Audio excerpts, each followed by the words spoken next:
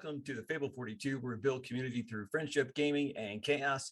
You are watching the triumphant return of the Duke City Chronicles. And you can watch us live here on Fable 42's Twitch channel, Friday nights, 6 p.m. Eastern and 3 p.m. Pacific. It's been so long. We took a month off or more for the holidays, and I forgot how to do this. We are going to do a dice giveaway in this. So if you want to put an exclamation point critical into the chat, which is live, then we will award that at the end before we go.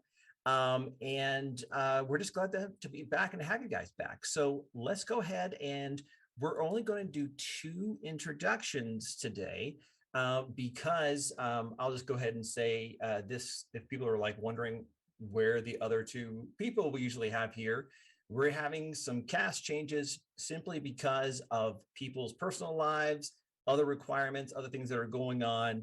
And so, but have no fear, I prepared for this eventuality. And you'll get to see some of it today. And I hope it works perfectly. We'll see how it goes. But why don't we start with Bridget? Why don't you introduce yourself and your character? Hi, guys. I missed you. I'm Bridget. You can find me on Instagram and TikTok at string_theories_. And I play Suki Buchanan, who is a 70-year-old art professor at the University of New Mexico. I've learned my lesson with the UNML. And she back talks ghosts for a living. Oh, and she's the spooky playbook.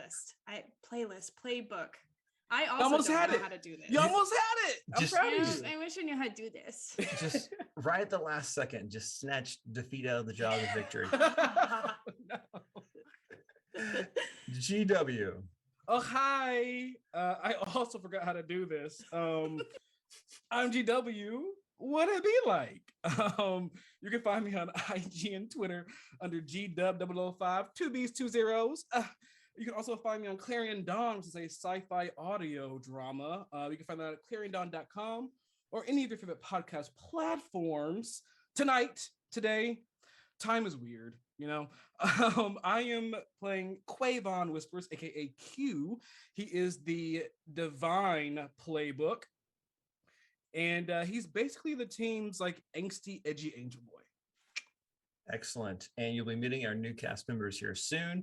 Until then, I am Jason Russell. You can find me on Instagram and Heaven Help Us TikTok at Critical Dice. And I am your keeper of monsters and mysteries. I do all the other stuff and turn our players' actions and failures into narrative gold, I hope. But with that, let's go ahead and get to the intro and the recap.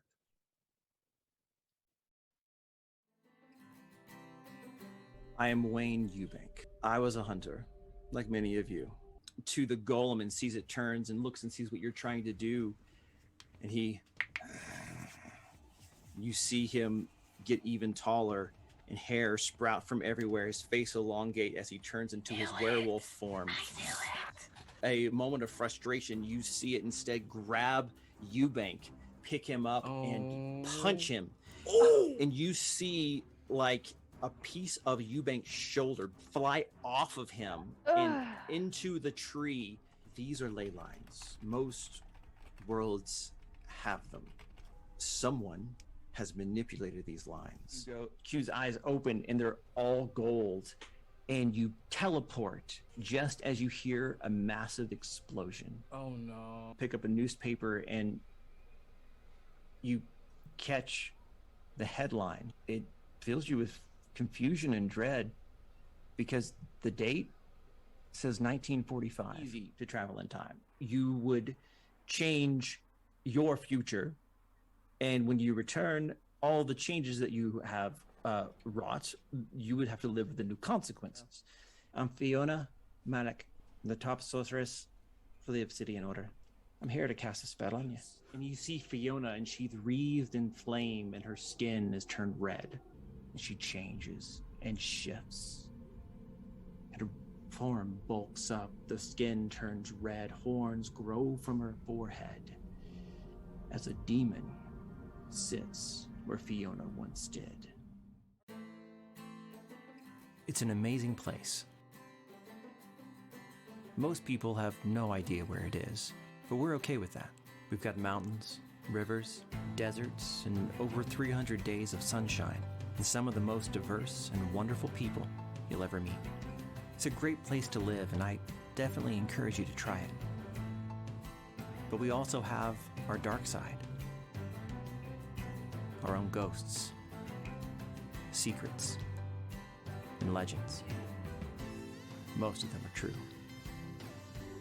For thousands of years, people have been living here and dying here. This is Albuquerque, but it goes by many names. The 505, the Burke, and my favorite is the Duke City. These are the Duke City Chronicles.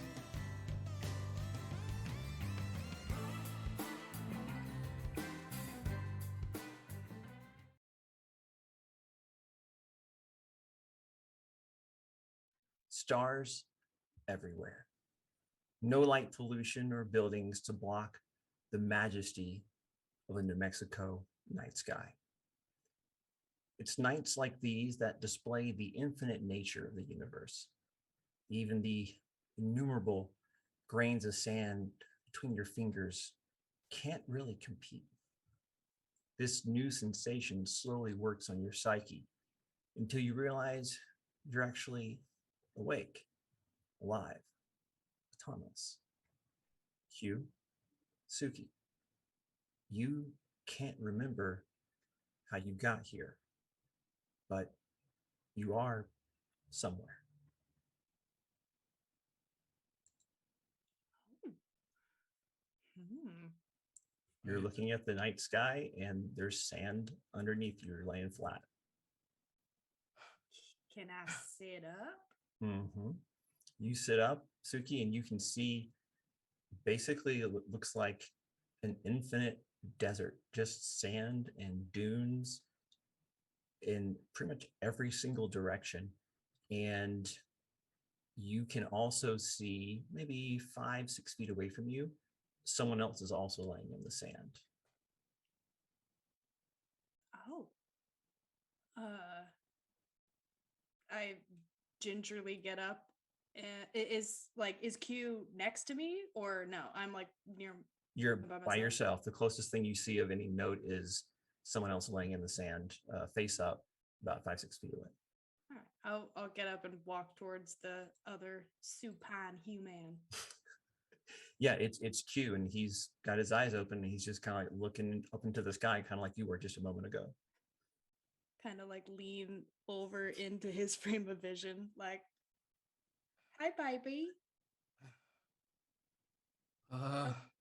You okay?" Where are we?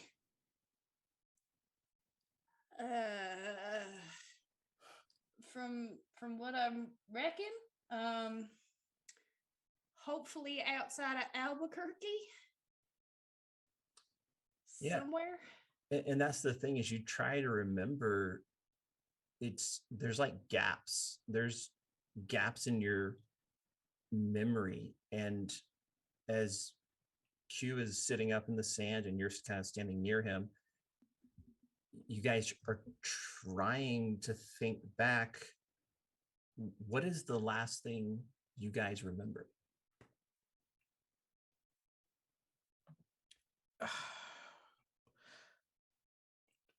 What is the last thing you remember as we like think? I would say at this point, the last thing you remember is the last thing our audience also saw. And as you're trying to think back, you're starting to get a clearer image of that night. You're not sure how long ago that was, at the petroglyphs, where Fiona was casting the spell to help you guys get back to the present. And you remember now, you remember that she almost lost control of the spell and almost lost control of herself, and somehow a demon showed up in her place, but you were able to quell it. Yeah, you remember now, and you thought that was going to be it, but the landscape, it exploded in light. A crack of energy, almost like a fissure or an earthquake, opened up just next to you, arcing like lightning from the floor, this blue light coming up as Riley jumps to the side and pulls Fiona out of his way. You guys can see the ley line. And for lack of a better term, it looks angry. And Q, as you're looking out, trying to figure out what's going on, you hear a yelp of pain just off to your left-hand side, maybe 10, 15 feet away. And as you look, you see there is an animal caught in one of these forces of lightning coming out of the ley line, is acting erratically, and it hits this dog. And then you realize it's a coyote. And you see it change and shift as it's hit by this energy, kind of Ghostbusters style, right? And it turns into a chupacabra. What do you guys want to do? Suki, do you see this? Do you see this? I do. And I'm feeling my for my Bowie knife. Do I have my knife? I definitely don't have my gun. You got your Bowie knife, yeah. As I see this transformation happen, and I'm looking at this chupacabra, does it seem aggressive? It does. It's shaking its head, and its transformation is now complete. And it's a little bigger than before. It's a little darker than before. And its eyes lock onto you. And it gives out a very similar howl to what would have been its former life. And you hear two more howls respond somewhere behind you. Far too close for comfort. My eyes start to glow as I look around at it and the howls. Mm-hmm. And out of nowhere, that my glowing golden chain appears in my hand. All right, I'm gonna get back to back with Q and charge up a whammy and have a Bowie knife in my other hand and just sort of like, yo, why does this always happen to us? We just got blasted through time and space, and now we gotta fight chupacabras. The chupacabra starts to circle you, Q, like as though it's assessing, looking to see if there is a weak point. And it gets close to a sage bush, and it kind of walks into its shadow, and you don't see it anymore. Oh, I hate that. Oh, I really hate that. Oh boy. Did I only see that one and this disappeared, or do I see others? Yeah, you look around and you see the other two that you heard before slowly closing in kind of to you guys' flanks, and you guys are back to back, and you see that third one come out of another shadow, like it's walking out of a door. And now the three of them are kind of slowly Jurassic Park style, like the raptors kind of coming towards you guys. Hey, Suki, like, 3 on 3. I kind of like these odds, right? Yeah, I mean 1.5 each ain't bad. No, I said 3 on 3. And when I say that, my hound of divine light shoots out of my chest as I summon him. The goodest boy. Periclesis leaps out of your torso, a hound made of completely of golden light, and he like jumps out, doesn't even look back to you, like comes down like low on the haunch and locks eyes with one of these shadow puppies as this bestest boy is ready to throw down. He even kind of looks back at you and goes and looks back at the chupacabra. And you get Q, you kind of look over to your shoulder and you see that Hibben is dragging Katia away. It looks like she got hit by that bolt of energy, and you see Riley is also trying to help Fiona and to kind of get her awake because he sees what's happening. He's like, come on, and try and get her awake. What do you guys want to do? I throw my whammy at the closest chupacabra. Great, let's roll it. And I will sling my my chain at the other closest chupacabra. Great. Big whammy for Suki first. Yes, indeed. Sorry, I just have Is plus weird. Plus weird. All right. Well, that unfortunately is a 3 on the die, so that's a 6. 6 mark experience. I will. And I will. You see the one you have dead to rights, and you push that whammy out, and it ducks into a shadow, and then it's behind you, biting your leg. And you're going to take 1 harm. 1 harm. All right. I deserve that. Mm-hmm. But I think your handkerchief will take care of that, actually. Oh yeah, because she's my armor. Mm-hmm. But it's not letting go. Oh. It's like bulldogging you. Like it has the leg and it's not like letting up from the bite. Q, what do you got? I sling my chain. Done. All right, so that's gonna be ooh, not bad. It's gonna be a total of 10. Total of 10? Yep. That's a complete success. You can choose an extra effect. The extra effect is usually Q is all about that sweet damage. That terrible harm. Yeah. Last really deep vision, he's feeling less aggravated all the time. And instead of going for more damage, I'm going to choose to put him where I want him. I want him nice. bound and tied by my chain. Excellent. Very good. Yeah. So how much harm? 3 harm. 3 holy. Great. So you hit it with that chain, it wraps around and binds it. One of the other chupacabras tries to leap at you, and Pericletus intercepts him mid leap by the jugular and has it wrestling to the ground, and they're fighting and tussling on the ground of shadow and light playing off of each other. You hear Suki kind of like scream as this thing like grabbed her leg and she's like trying to shake it off. It's at this moment that Riley is able to shake Fiona awake. And Fiona, he tells you, "We need your help. This ain't how it's supposed to be." Fiona, would you like to introduce yourself? No! Fiona! Hey, fam. Hi, my name is Anne. I'm going to be playing Fiona Malik. But yeah, so I'm super excited. I'm a spell slinger in the playbook, so let's do this damn thing. Right on. She wakes the fuck up.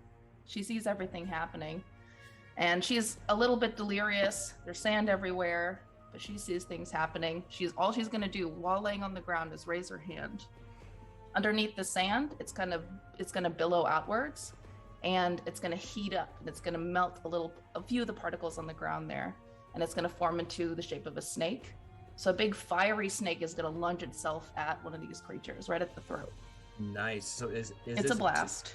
So this is gonna be a blast. Oh wow, fire snake blast. I love that. Fire snake blast. Great. Roll plus.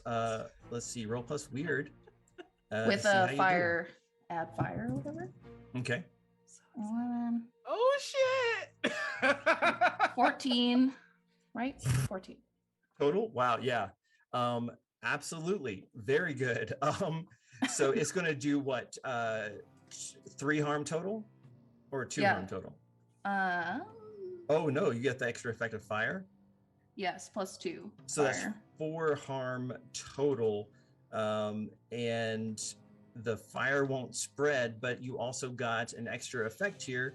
On a 10 plus, you can take a +1 forward or give it +1 to another hunter. You can inflict terrible harm. You can suffer 1 less harm, or you can force them where you want them. I'll do +1 for Suki. Oh, nice. Baby. All right. So it takes 4 harm. This is, and you're hitting the one that's like got Suki by the leg. Yeah. Nice. Great. And New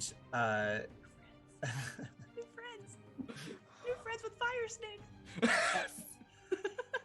Fire snakes. Yeah. Okay.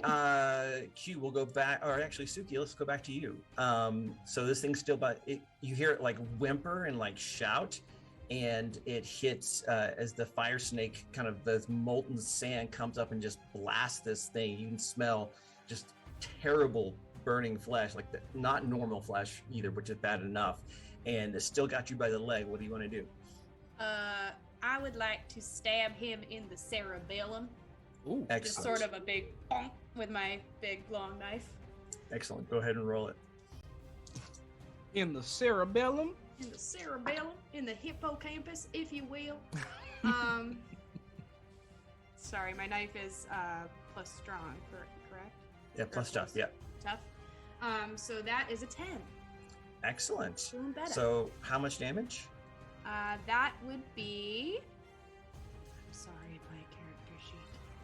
I think a big knife is like 1 or 2, right? One harm. Yeah, One harm? Great. One And harm for your hand. extra effect?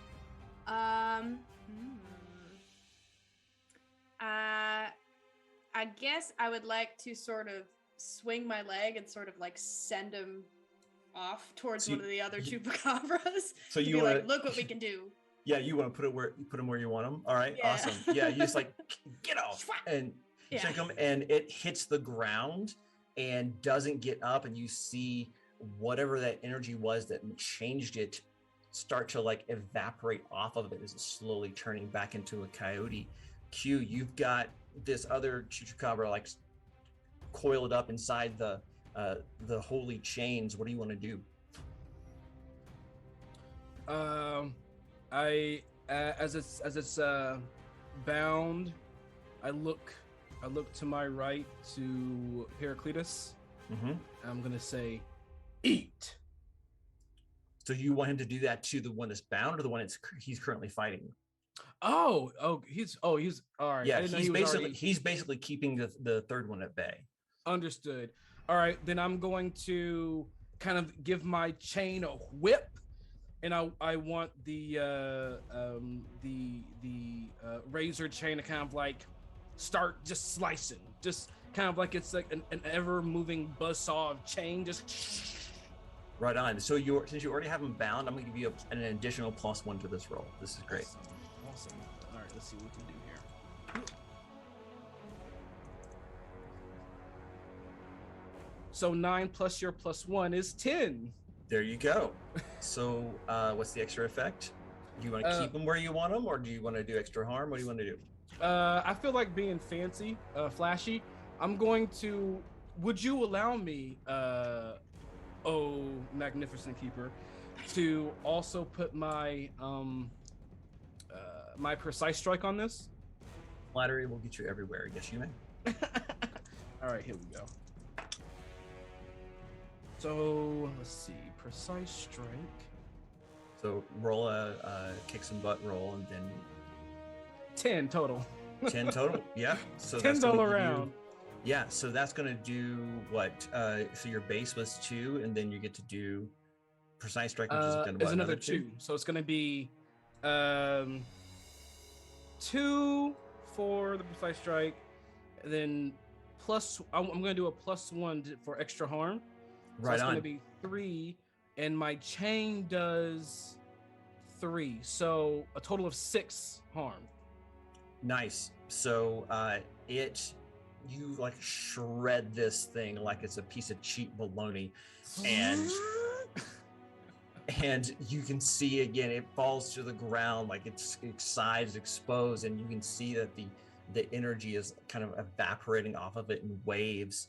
And it's at that moment that the one that Heraclitus is kind of like trying to keep at bay, it bolts, and at first you think it's trying to escape, but it actually dives into a shadow and pops out not 6 or 7 feet away from Fiona, who's still on the ground and is heading for her.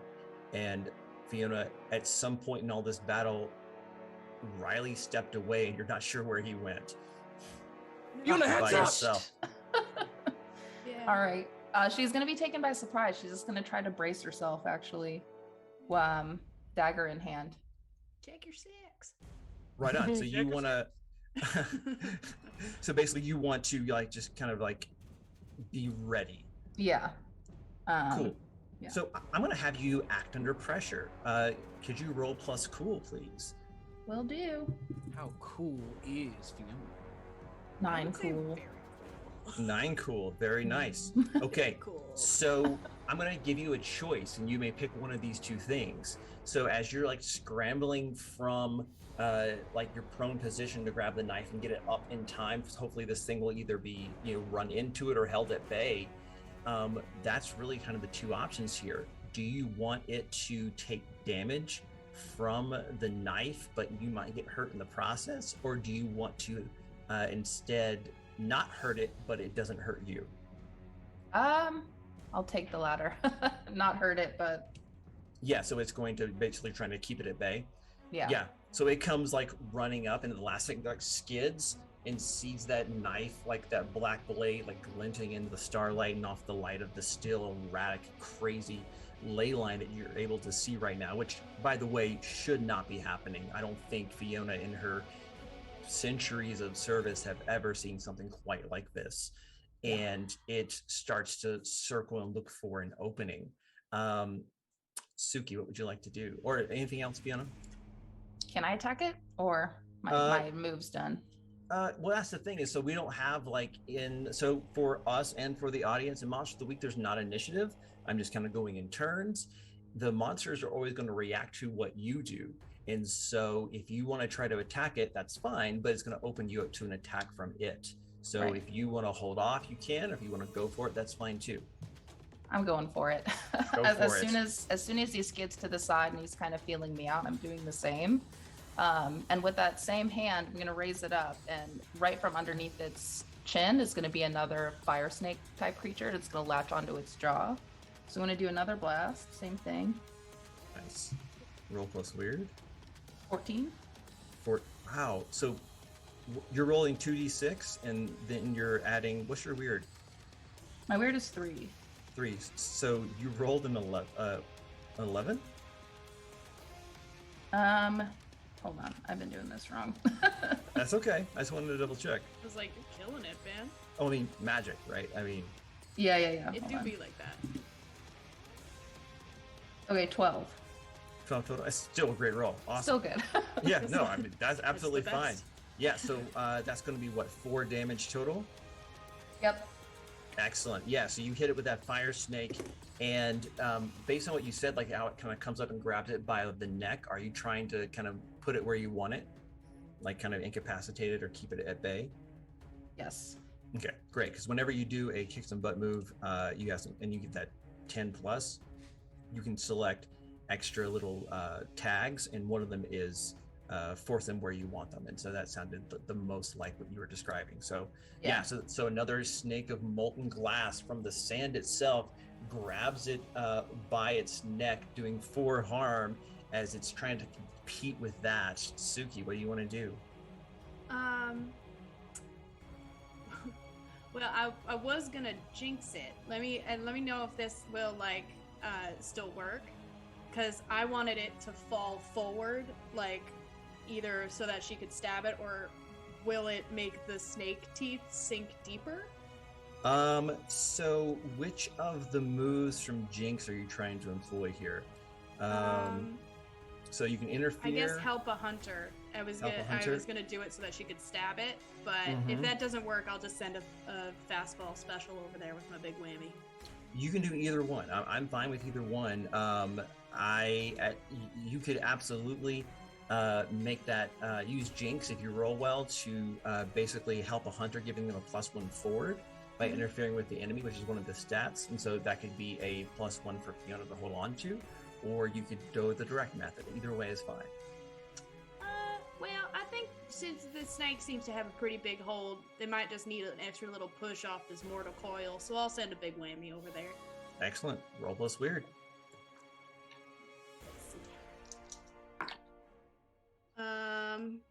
It's not great. It's an 8. Okay, that's a mixed success. That's great. So it's going to do 2 harm, and it is so on that mixed success. What's going to happen is that you hit it with that. The glass snake shatters, and it looks dejected and angry. This one looks like to be a little bit bigger than the other ones, and it basically shadow steps in again and gives you another bite, but this time on your arm that was still out from the whammy, trying to keep you from doing that again. It seems to understand what you were up to. Q, what do you want to do?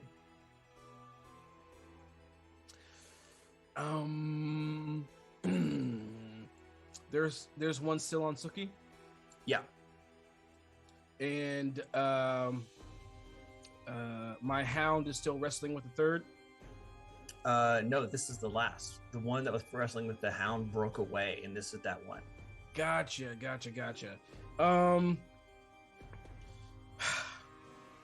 I'm good. I'm gonna try something different.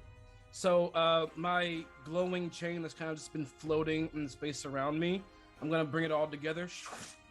And it's going to, in a blink of an eye, form into this giant anime-esque hammer. And I'm gonna walk up to the last Chupacabra. I'm gonna say, "Sit!" Boo! And I'm gonna try to smash him. I love it. Suki's gonna be like, "Hey, what do you do with that hammer? Hey!" Got a mosquito on you. Hold on. Double sixes. Boxcars, nice. That's amazing. What's your extra effect? So I guess total that's 15. I just wanted to say that total number just because. My extra effect, we're going in. We're gonna do extra harm, and you know what? I want this to be a precise strike. All right, roll it. Oh, that's not so good. We don't have paladins in this game, but we have paladins in this game. I have a paladin in this game. Yeah, let me so think what 8 means. What does that do? 7 to 9. Mix? Okay, +1. So I do +1 harm. So 6. 5. So 3, 4, 5. Oh, 5 Yeah. for extra harm. Yeah. 5 for extra harm. Awesome. Man. You come in and you hit it right between the shoulder blades as it's still focused on Suki, and it hits the ground with a sickening thud, and you see it stir just a little bit, thinking it might try to escape, and then you see that energy start to waft off. Q, you finish off the last one, and you look around to see if there's anything else, and you catch some movement off on the corner of your eye. You look, and you can see Riley is standing in the middle of this ley line. Like I said before, it's like living lightning emanating from the ground out of this huge fissure, and he is finishing what looks to be a spell from the Book of Sacrifice. I'm running over. My hammer dissipates into just like a golden mist before it just disappears, and I'm running over to Riley. I'm gonna yell for Fiona. Fiona! And you get to the edge of where that lightning is, and a bolt of it just smacks you away like you hit some kind of force field or a wall or something. And from the ground, you look over, and Riley looks at you, and he goes, "It's the only way." And he mouths something to you, and in a bright flash, all of the light and electricity in the ley line quiets down, dissipates, and recedes back into the ground. But so does Riley. And the night is quiet. No. It seems that the ley line is repaired, but Riley is gone. No, I'm gonna run over to where the ley line was in the sand. I'm gonna just drop to my knees and just start digging. No, come on, man, come on. Oh. And he's just digging in the sand. Fiona stands up and just kind of watches them, sad. Yeah, I think Suki's gonna head over to Q and like kind of put a hand on his shoulder and be like, "Okay, I don't think that's gonna work, honey." He was here. I know. We'll figure out a way to get him back. There's got to be a way to get him back. Fiona, do something. You know magic. Do something. I can't. Not for this. Why? This is not how it works. Well, then how does it work?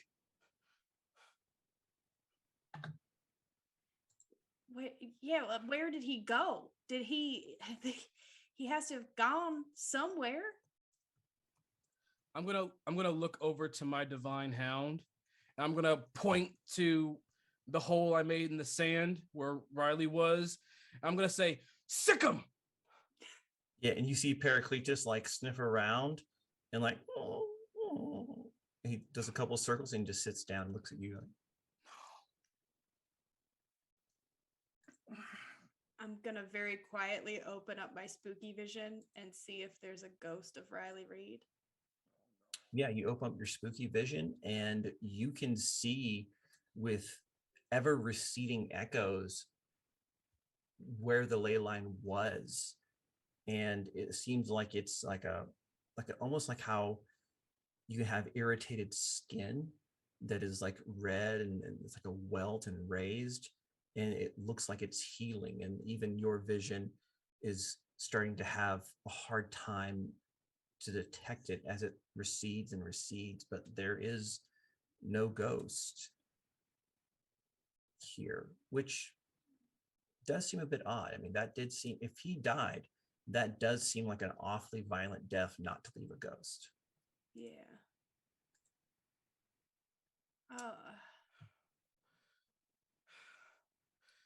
Oh. And Fiona, I would give you this too. I think you would know as a spell slinger that what Q is asking you for would be considered big magic, which is one of those things that takes typically several practitioners of your skill level, days or weeks or months of preparations. It takes a lot of work. It's not a thing that you can just snap your fingers and do. Yeah. Do I have an idea where he would have ended up? Or just like a typical death? Give me plus weird roll, please. So 2d6 plus your weird modifier.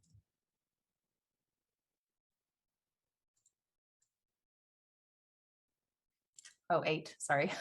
8. Mm-hmm. This is a new one for you for sure, but based on what you just saw, you think he may have either he did something to repair the damage that was done to the ley line. And I don't know if you want to voice this out loud, but the thought does occur to you, damage you did to the ley line, because you know that your spell was not exactly big magic, but it was on the edge, and you thought you could pull the extra resources you need from the ley line. And during the casting, you realized that you were pulling too much, and that's why the demon inside came out. And so you kind of, oh no, our ley line, it's broken. That's kind of what you did. And you think he must have done something, whether it was a spell or he gave like his life force to be a mystical band-aid or something. That's all that you can kind of figure out just based on what happened here in that regard. Yeah. Okay. Well, she does walk over and kind of walk closer to the both of you with like a big sigh, and does not the whole message, but does say that, I think what he did, I think what he did was a noble thing. If that line stayed open, we don't know what would happen to this world, how bad it would get. And right now she feels a lot of guilt, but she's holding it in. And Suki and Q, these memories flood back to you as you sit there on the sand where you are now.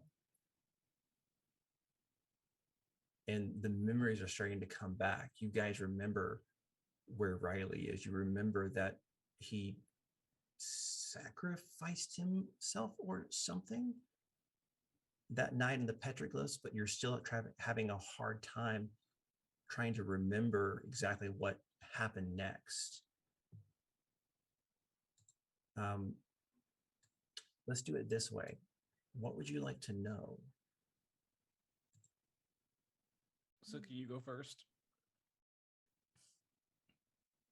I think I would like to know. Well, I think she would look around and notice that it's just her and Q. As you look around, you can see about 15 feet away, there seems to be someone else lying on the ground. Oh, okay. I'll do that after I figure out what I want. But what I wanted to know was where's Katia. Okay. But yeah, because if Riley is gone, that's magic gone.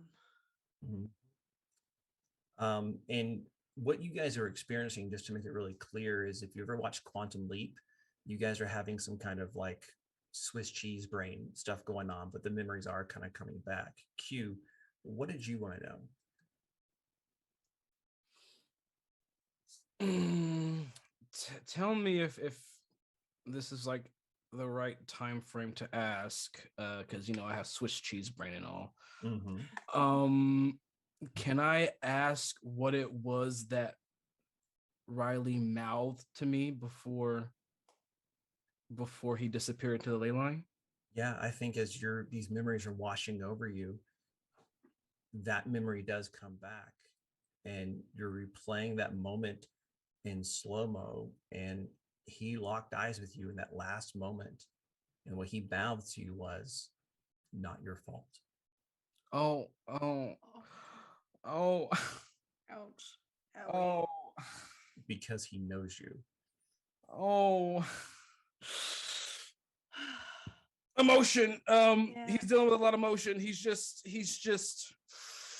starts kind of breathing heavily. Suki, as you're trying to think back, like, wait, where's Katia? Like, what's the last time I remember talking to her? And you suddenly get another memory of all of you sitting around the diner with Hibben, and it's you, Q, Fiona, and Katia, and you're looking over a map of White Sands Missile Range, where Hibben has just committed treason and told you where the atomic test is going to take place.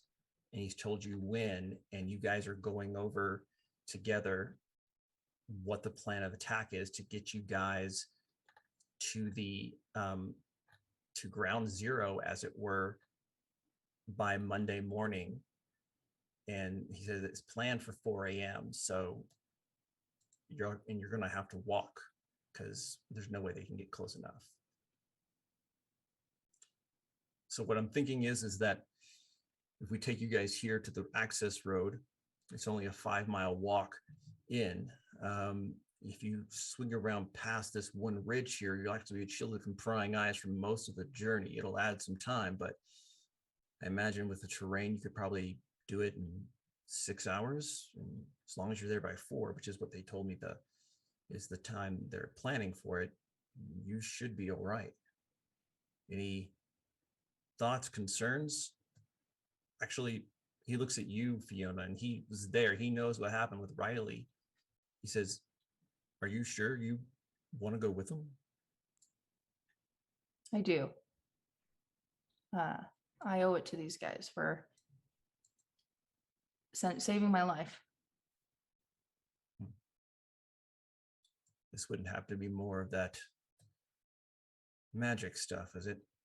Life debts and all of that? Yeah, that's part of it. I hate magic. All right, fine. All right. Well, we've got about 24 hours until we need to have you guys on site. If there's anything else you need to do here that doesn't destroy everything, he kind of whispers, even though he knows no one else can hear him, you better do it now. Anything you guys need me to do while you're gone, I guess? All this is still so strange. Yeah. If you wouldn't mind leaving a couple of the key things that we talked about in a discoverable place, so when we get home, we'll be able to have them, Right, the right. hag and such. Yeah, yeah. I'll leave that first volume there. I'll leave the Gladius. I'll leave the glasses, and so you said that's one of them. And Mhm. Mr. Whispers, what was the thing that you had?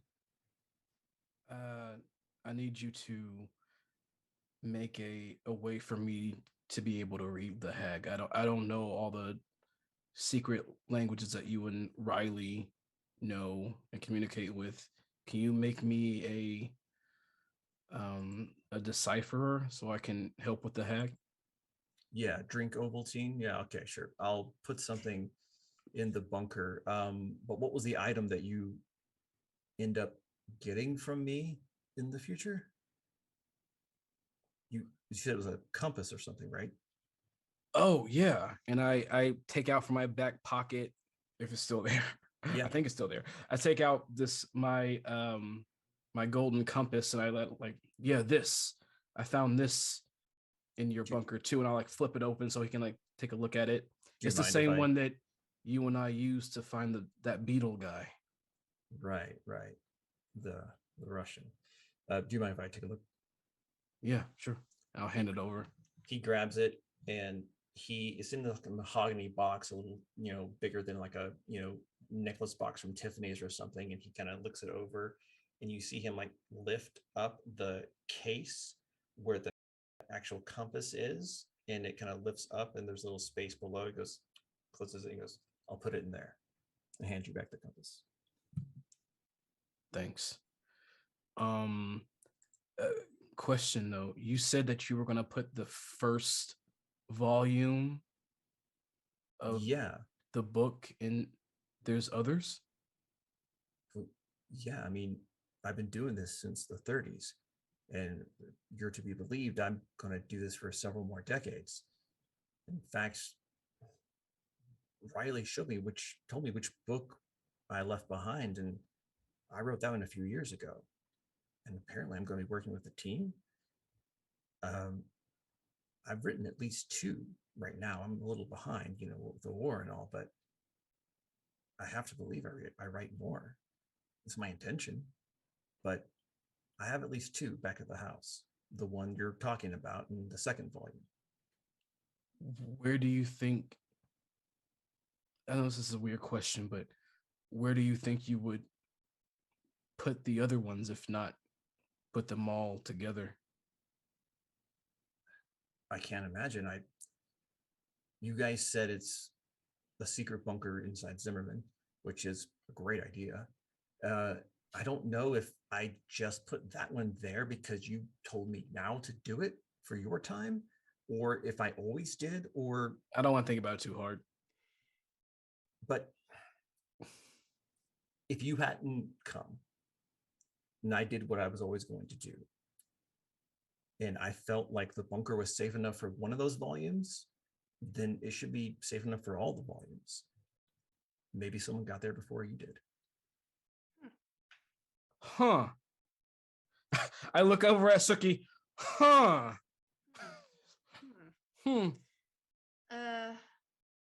Okay. Well, now that we are here and you're doing things that maybe you wouldn't have done before, maybe would you put them in a separate place? If somebody already got there in our time and took all the other ones, maybe if you hide them somewhere in your house or something like that, we'll be able to find them before the other person finds them. But then won't Maybe they just take the one that I leave there and then you have none? I mean, that's isn't this the paradox you guys were talking to Eubank about? yeah, it is. How about I just do what I always intended to do and we try to keep the messing with the universe to a minimum? Yeah, squashing butterflies left, right, and center, aren't we? Or Well, squashing beetles at least. Just to let you know, Hibben, my favorite color is purple, and I just go by Q. So If you put any book like that around, I'll notice it. Good to know. Q, it's been a pleasure, but it's time for you guys to go home. Yeah. Yeah. So Q, as you're sitting on the sand, this memory comes back to you as well, and you can feel in your back pocket the compass. I take it out and look at it. And I flip it open Mm-hmm. to see if there's anything different. No, nothing different, but you did see him lift up the kind of the top plate inside the open box back in 45. I see. So I have the compass on me, but the box is back where we. No, so the compass is kind of like a nautical compass, just for Mhm. clarification. So it's like a mahogany box. You flip it up and the compass is there, but you could take that Oh! part up, off, and out and lay it back down into its container. My question is, I only walk around with the compass, right? I don't walk around with the entire box. With the whole box. I walk around with the whole box? Yeah, but it's not that big. I mean, it's like this big and maybe, yeah. I didn't know. Oh, copy. Yeah. Copy There that. are people who put iPad minis in their back pocket, man. It's fine. Oh, Yeah. hey, I ain't about to fight you. Especially because you're going to give him a present in a second. Well, yeah. I'll take out the mahogany box that I've always had. It's always been there. That's the problem with headcanon, isn't it? And I'm gonna open the box. There is a flat Moleskine style, very thin, kind of the folded over binding, and it's painted purple, and it's sitting there in the bottom of the box. As I have this memory and I'm like looking over it and I see the new hidden item, I'm just gonna say to myself pretty much, thanks, Hibben. I'm gonna close it and put it back in my pocket. Suki, are you going to check on the other person laying in the sand?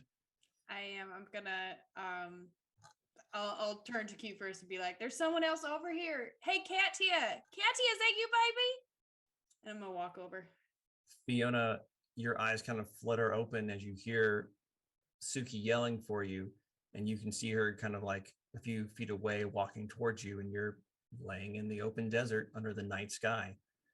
What do you want to do? Who, me? Yeah. Oh, I'm gonna sit up. Yeah. And Suki, you can see it's Fiona, not Katia. Oh, Fiona. Oh, hi, Fiona. Hey, sorry, I thought you were Katia. How you feeling, baby? I mean, I could be worse. Yeah. Where are we? Through. That is still to be determined, unfortunately. Yes, Q. Does Q feel a sense of deja vu? In what way? Like meta, GW is thinking about how Q first woke up in the sand, that fight happened, memory, and then we're all waking back up in the sand. Like maybe nothing happened before.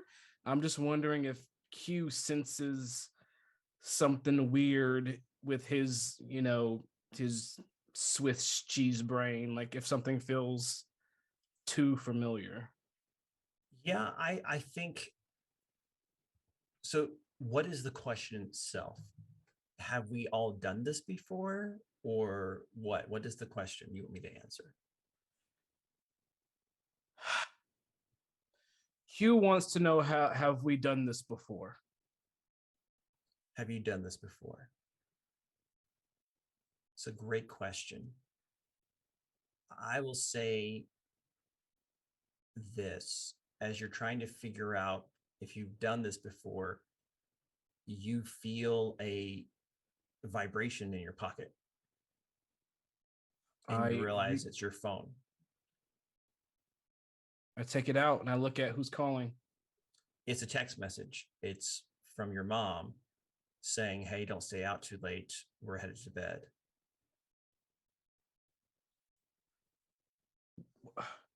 Do I see this happen? You do. You have no idea what he's doing. What's the date on my phone? It's the night that you guys teleported to 1945. It's the night that you stopped the thief from taking the uranium at UNM. Guys, I just like yell out to everyone, guys. What's up, guys? And before I say anything else, when I see that Fiona is here, I definitely recognize Fiona. Yeah, like my brain is like Fiona. Yeah. Okay, all right. I'm gonna look over. Wait, what are you doing here? Going with you. Suki! I'm right here. No need to yell. That's all right, babe. Yeah, and as you're asking that question, you guys are trying to remember, and you get another flash of a memory. And the four of you are walking through a very similar desert on a very similar night. And you remember now you're making the walk to ground zero of the atomic test. And you are only a few miles away. You're making good time, but you're cutting it awful close. But you're noticing that there's clouds coming in and there's lightning and a little bit of rain scattering. And because of the dark night, you almost miss it as you're walking. There is an army jeep parked just maybe 20 or 30 feet away, just kind of in the desert, and the hood's up. What do you guys want to do? Q having family in the military. Does this seem out of the ordinary? That's a dumb question. I'm going to ask it anyway. Does this seem out of the ordinary? So on your way trying to make it to the atomic test, you've seen a couple of patrols, but usually pretty far away. This is the closest one that you've seen. And it seems like maybe he had a breakdown and he's stuck out here. I'm not gonna say anything. Q's just gonna start running towards the black Jeep. Yeah. Can I see any like personnel? Like, is this just like a random Jeep in the middle? Is there anybody like looking under the hood or anything? So have I ever seen a fucking Jeep before? Yeah. So okay. So this is a memory that we're playing in real time. So Got this it. is still 1945. This is a World War II Jeep. This is standard Army issue. Yeah. I know what a Jeep is. Yes. Yeah. Do I know what? Yeah. If it's like a Grand Cherokee, I'm gonna be like, whoa. No. Yeah. No. Absolutely. Yeah. And so Suki, as you're asking that, you're seeing Q like run up in the sand. His feet are hitting the sand faster and faster. You see someone scrambling up from behind the Jeep, and you see an Army serviceman come out from behind the Jeep and go, "We're right there. Don't move," and points a gun at Q. Oh, okay. All right. Sorry. Never mind. Never mind. Who? He's like, "Who are you? What are you doing here? This is a restricted area. You shouldn't be out here." And he sees the rest of you like, "You too. Don't move." Oh, hey, it's fine. It's fine. I'm gonna look at Suki. I'm just gonna like point at my head. Oh, the mind thing. Okay. And I'm gonna say inside of this guy's mind, like, hi. I do not think that's what Q meant, but this guy is gonna like. Suki's panicking. He's gonna. I know. I love it. He freaks out and looks all around, like, but for a moment, like his gun is pointing up, like looking all over the place. Q, you do see, and Fiona, for that matter, you got a split second here where he is not nervously pointing a gun at you. I think Suki's gonna continue like, listen here. Can I see his rank? It says Private Romero. Okay. Listen here, Private Romero. I am here as a these people are part of a very special, very secret U.S. Army mission that has to do with many other things that you don't understand. If you shoot these people, I swear to God, I will be on you faster than white on rice, Private Romero. I will bust you down to lower than a cockroach. Don't you think I won't? I need you to roll manipulate someone, please, Suki. Oh my god, I love it. It's plus charm. Oh boy. I love how the telepathy starts like low and kind of like ASMR, and you're like, hey, listen. I'm like, what is happening? I don't know. The key to it all is I don't know, and neither does Suki. So sorry, you said plus charm? Yes, please. It's a 9. It's a 9. They'll do what you want them to do, but only if you show them something that right now that means that they mean it, that you mean it. Oh. I'd like to do something. Are you wanting to help out? Sorta? All right. Pitch me. What do you got? Helping? Q doesn't know what's happening. Q did that so that Suki could talk into Q's brain, but Q never heard nothing. So he's just like, I don't know what's happening, but the gun ain't on me right now. Right. So what he's going to do is very quickly call out his golden chain and whip the gun out of the guy's hands. That's what. Awesome. Let's do this. Roll help out. Roll plus cool. Okay. Roll plus cool. Because that would be something absolutely that shows you that shows him that you mean it. That's super secret. That ain't nothing that you've seen in the military. Okay. Plus cool plus 2. So that's gonna mean 11 total. 11 total. Yeah, the gun flies out of his hand, clatters to the ground, wrapped by the chain, and he just is like frozen, mouth agape, just like, oh. You didn't see nothing here tonight, Private Romero. Do you understand me? You did not see these people. These people you will let them pass peacefully. Do you understand? Yeah, he like salutes and like puts his hand in and tries it again. Yes, ma'am.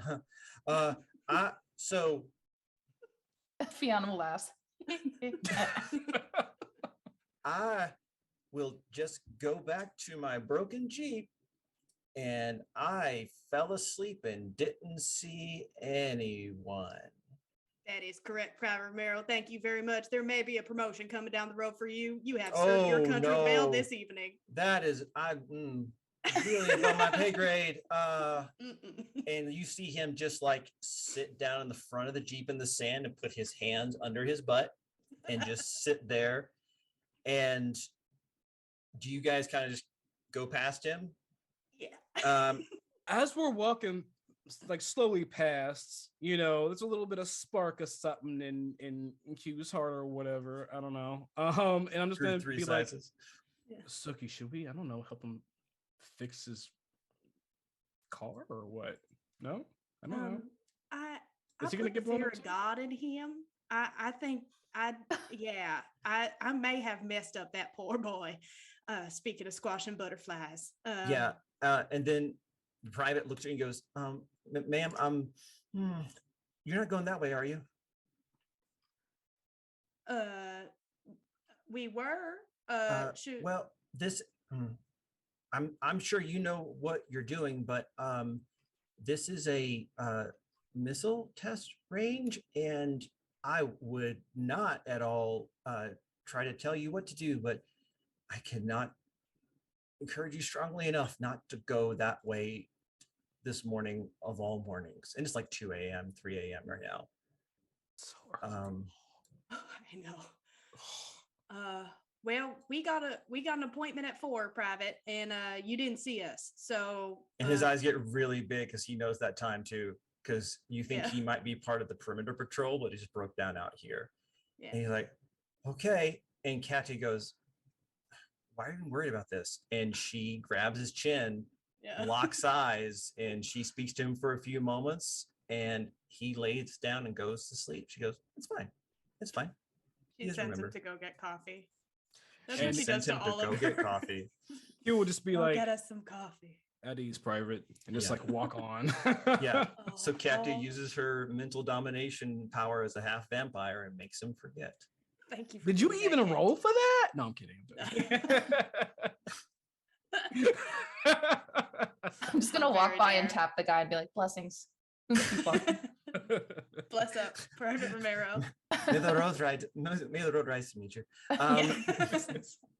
And your memories are coming back faster and faster now, and a final memory hits you guys, and you remember standing in a big open desert. It's this desert that you're in right now, and looking up, and Q sees it first and points out, and there is a speck coming down quickly, getting larger and larger. You can start to hear the whistle as the bomb approaches quickly. Get ready, get ready, get ready, get ready. We grab each other's hands. And like as it's coming, like Q's eyes begin to glow. He starts to kind of call on that power to kind of, prep himself for what's coming. Suki Katia grabs your hand and like looks at you, and she smiles, and she kind of like looks away, and you guys hear an explosion, and Q teleports. And the spell Fiona cast must have worked, because that's why you're in this desert, back in the present, in the middle of the White Sands Desert Memorial historical marker, as you're back now in the present. But Suki, you realize now as you had that memory that it was kind of odd to you that Katia grabbed your hand like that. And you look down in your hand and you realize this whole time you've been clutching a small piece of folded paper. And it's a note. What's it say? It's in your Discord. Oh. You read that out loud to us. Okay. Yeah. I don't even know what's coming. Suki, thank you for giving me a home. I don't know what I would have done without my spooky grandma during these last 6 months. My vision or whatever made me realize what I have to do. Don't worry, I'll see you in the future eventually. Katia. And with that, you realize what Fiona had told you. The spell works by you envisioning where you want to be. And it seems that Katia chose a different time to be. And that's where we end our episode tonight. Wow. Thank you guys for watching. If you entered with exclamation critical, we're going to award that prize right now for the dice. Thanks so much for watching. We're back on our regular schedule. We're back in the present, and with one new cast member, and we'll be meeting another cast member very, very soon. So with that, let me just say, Albuquerque is a weird place. Let's keep it that way.